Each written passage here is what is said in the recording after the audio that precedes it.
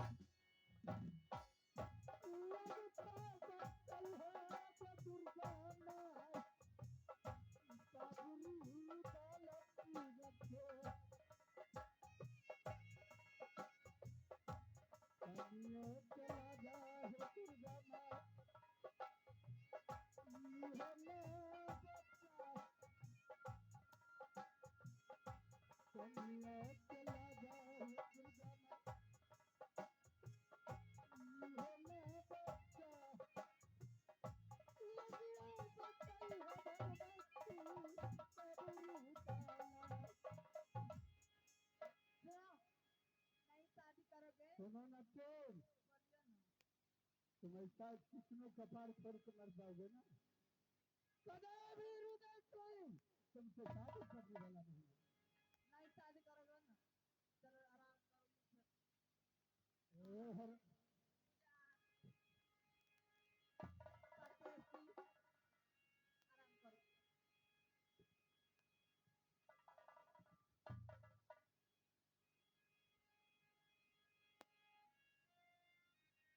आराम करो आराम करो जाला तोरा में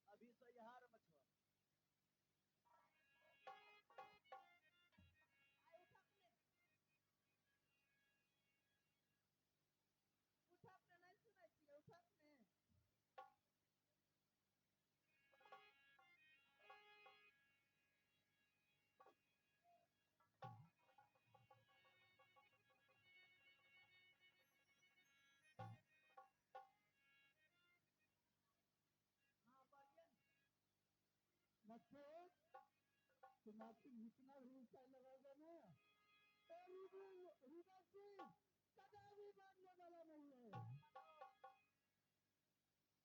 अगर छोड़ के बांधेला जो चुनरिया जो कहूँ न कबारे में यार मारो मुझे मार खाने की मन लग रही ये है। चवरा उड़ाई बता दो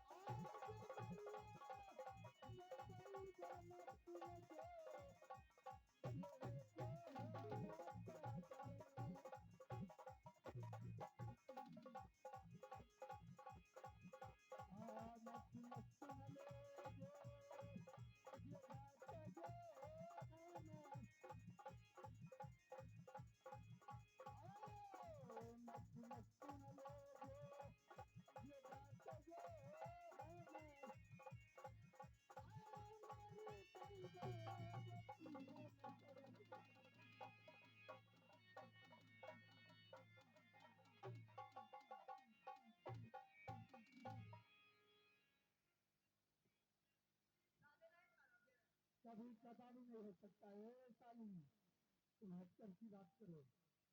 अरे यानी हमरा राजू कम करी तो कुछ बात भेटता।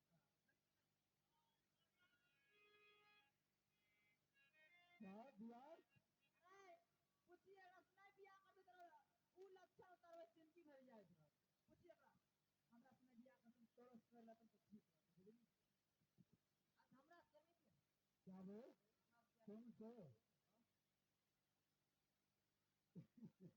ये बताओ तुम औरत हो आपकी जनाना हो।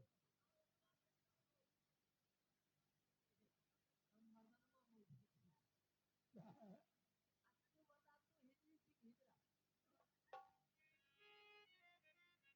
हिजरी हिजरा किसको कहता है वो? हिजरा के अरे हिजरा कहता है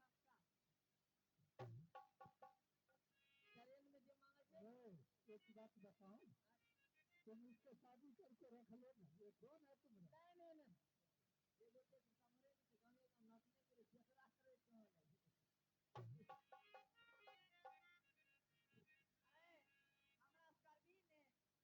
अरे हमरा करबी ने जबान से लिखल छै